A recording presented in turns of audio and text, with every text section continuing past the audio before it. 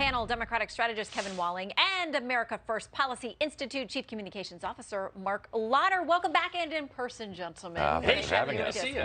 Okay, so I want to first start with the president today talking about what happened under the Trump administration for the economy. Here's what he said. You all remember what the economy was like when I was elected, a country in a pandemic with no real plans how to get out of it. Previous administration lost more jobs in its watch than any administration since Herbert Hoover. That's a fact. All based on failed trickle-down economics. All right, lost more jobs than since Hoover.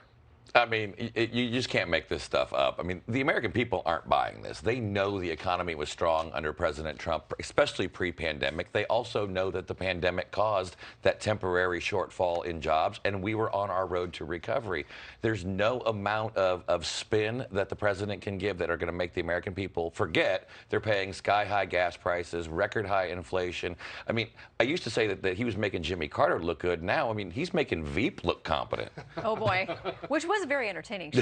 All of us will agree on that. Okay, so this was what Fortune.com is talking about, that the poll numbers prove out what Marc is saying. The Monmouth University Polling Institute found 42% of Americans say they're struggling to just stay where they are financially. That's according to the new poll that was out Tuesday. That number, Kevin, is the highest it's been since the Institute began asking the question. Yes, Shannon, and that's troubling, obviously, for anyone running, whether they be a Democrat or Republican, because we've got to turn this economy around when it comes to inflation. But elections are a study in contrast. The president, as Kevin Cork was just saying, was in Ohio touting the fact that Republicans single-handedly have shored up the pension fund, saving 2 million Americans with regards to their pensions. You compare that to what Mitch McConnell did today, where he said, I'm going to sink the China competitive bill because you want to lower the cost of prescription drugs. We've got less than 130 days before one of the most consequential midterm elections, and you're going to see the president more on the stump pushing that contrast. Well, he's also going to be out there getting more and more frustrated with some of these headlines because Democrats are talking, and some of them now openly and publicly. Here are some of the headlines. CNN headline: after string of Supreme Court setbacks, Democrats wonder whether Biden White House is capable of urgency that moment demands. The Hill: frustrated Democrats express alarm over Biden's powerlessness. Politico: be absolutely furious. Dems want more from Biden after Highland Park.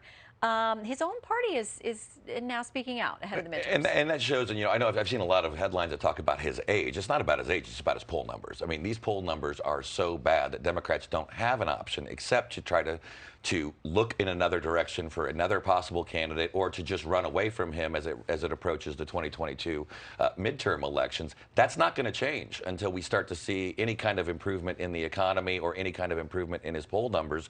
And right now, they're not going up.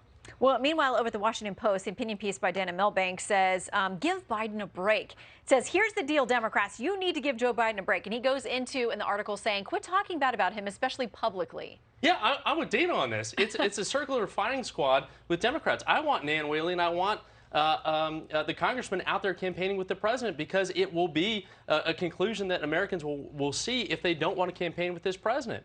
And listen, you see across the board in terms of world leaders, their numbers are down, in Great Britain and France because of the economic situation that they're in. I give Marc and the Republican Party a lot of credit. When when President Trump gets any kind of grief, they rally around the flag of the president. Democrats need to step up and get behind this president, stop being this circular firing squad, and let's take the fight to the Republicans. So the Wall Street Journal editorial board tonight talks about this, the Beltway's case of Biden remorse. All these people that are now running their mouths. It says, go down the list of progressive policies that Mr. Biden embraced only to see them backfire. Assaults on fossil fuels contributing to a $5 a gallon gasoline, school lockdowns and woke instruction that have inspired a parental revolt for school choice, the threat of taxes and regulation even as economic growth slows to a trickle in the last 6 months. You'd be angry too if you did everything progressives asked. It all turned snake eyes, and the same progressives and press blamed you for the results. No, I mean, and that's really the best thing that the Republicans have got going for them right now. We don't have to convince them that our policies work. They remember that from the Trump years, and all they have to do is look to see what's going on in the world right now, and they go, well, you voted for the progressive policies, he's delivering on them, and they're not working. All we have to do is say, let's go back to what used to work. It wasn't that long ago. Well, Kevin, what I'm hearing is a lot of progressives saying they don't think he's instituting their policies, and at least not to the extent they thought he would. He's not making anyone happy on the left sides or right side of this country. He's steering down the middle. Listen, like I said, you know, we've got to rally behind this president because it becomes a self-fulfilling prophecy when Democrats abandon or Republicans abandon the leader of their party. We've got to turn this ship around in the president. We've got 130 days to do it, and I think he's up for it. But who's counting? But who's All counting? of us at this table are Yes. counting. All right, gentlemen, thank you for coming in tonight. Thank you. Good to Thanks, see you Shannon. both. All right, no